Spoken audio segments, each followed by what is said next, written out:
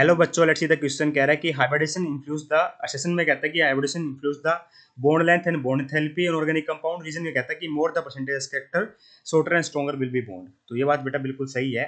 Actually में hybrid orbital जो atomic orbital आपस कंबाइन करके बेटा हाइब्रिड ऑर्बिटल का फॉर्मेशन करते हैं, जैसे sp हो गया, sp2 हो गया और sp3 हो गया ना। तो इसमें देखो परसेंटेज कैरेक्टर बेटा मेरा 50% होता है, इसमें बेटा परसेंटेज कैरेक्टर बेटा 33% होता है, इसमें होता है 25% परसेंटेज एस कैरेक्टर, है ना। तो हमें पूछी गई है कि बॉन्ड लेंथ और बॉन्ड एंथैल्पी का बताओ इन्फ्लुएंस कैसे करता है बेटा मेरे को हाइब्रिडेशन, है ना।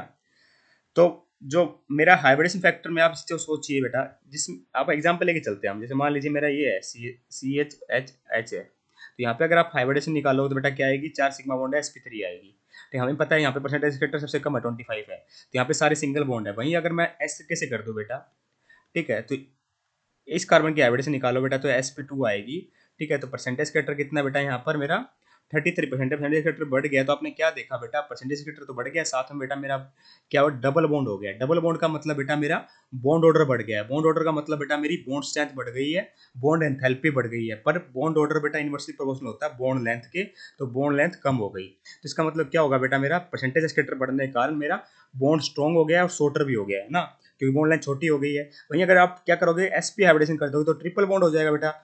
ट्रिपल बॉन्ड होने से बेटा परसेंट एस यहाँ पे क्या आ जाएगी, sp परसेंटेज एस कैरेक्टर कितना हो जाएगा 50।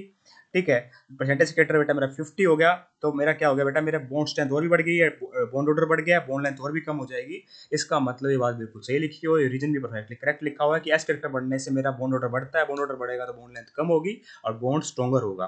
तो मतलब बिल्कुल सही रीजन भी है, करेक्ट एक्सप्लेनेशन भी दी जा रही है। तो ऑप्शन नंबर 1 को मैं टिक कर दूंगा कि both assertion reason are true and reason is a correct explanation of assertion. So I hope you got the answer. Option number 1 is perfectly correct here. Thank you so much.